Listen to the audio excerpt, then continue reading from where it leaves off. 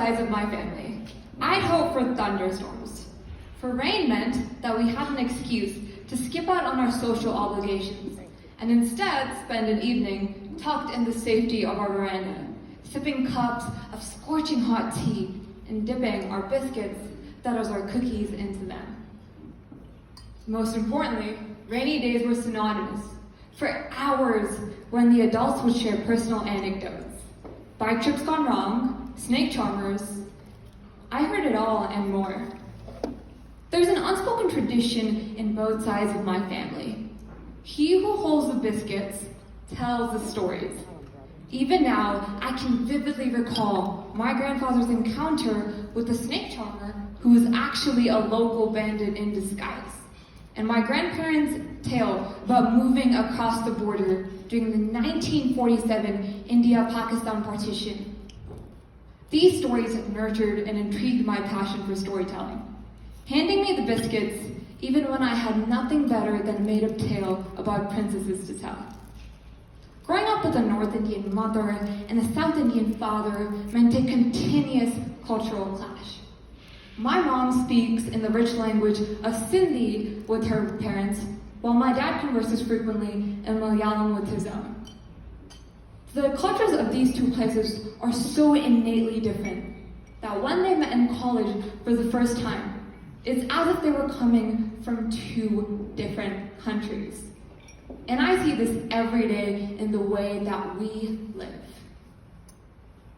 I grew up on a steady diet of North Indian roti, South Indian rice, of kheer, of paisam.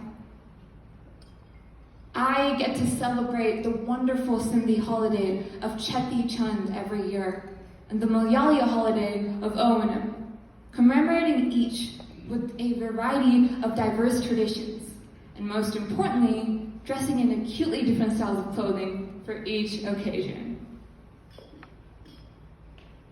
Of course, there are fractions in the ways we communicate. There are differences, and for a while, I fed into this notion that my friends had, that there is no merit in such a household, because it's a constant inconvenience to communicate effectively. However, I realized growing up that this diversity meant everything to me. We find light in our differences. My parents are not so different after all. They stressed the discipline needed to succeed in life. They showed me respect for my elders in a setting plagued by disrespect these days, and highlighted the clear principle of service before self. Again, there are very different dynamics on both sides of the family that I am exposed to every time we visit. And yet these experiences just reinforced my love for the multitude of diversity and uniqueness that I got growing up.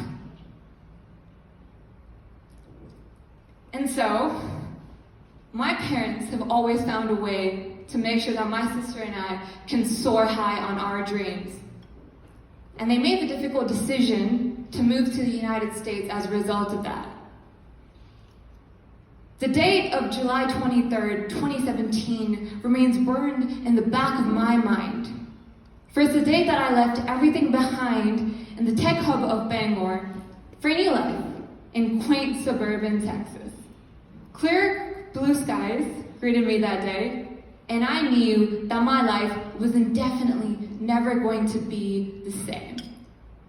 Millions make the move to the United States every single year, each with their own individualistic story. Here's mine. Initially resistant to change, I kept my head down. Too much of a fob or someone who was fresh off the boat, I found myself doing anything I could to hide away from who I really was.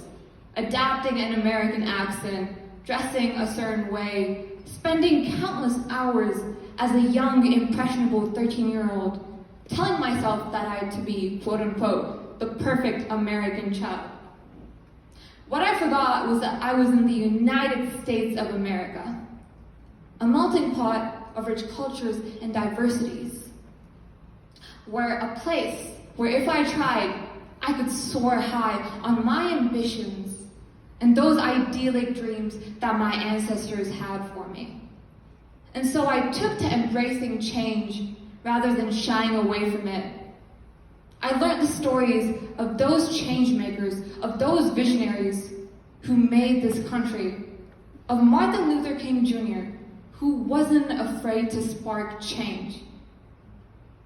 Taking from that, I would like to reintroduce myself. My name is Anisya. I am a 17-year-old immigrant from India and hail from a two-states household where no dream is too small, where the only two people who share a common last name are my younger sister and I, where my dream of being a storyteller originated. Years later, I get to live the American dream, with my debut novel, Coming of Page, out on this date a year ago, and with a voice that refuses to be silenced.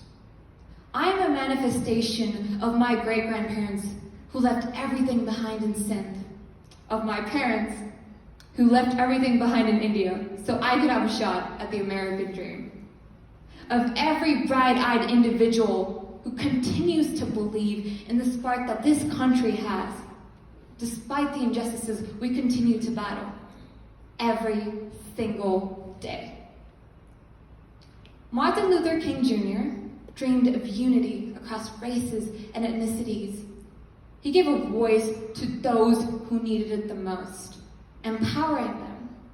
As someone who's found her voice silenced for far too long, being a part of this competition, having the opportunity to speak to you, connects me to his noble purpose of seeking to spark change by being your most authentic self. As an impassioned youth of this nation, I intend to ride high on my ambitions, to bring that diversity to this country, and to do so by learning from the mistakes, lessons, precedents set, but most importantly, the dreams of those who came before me. Thank you.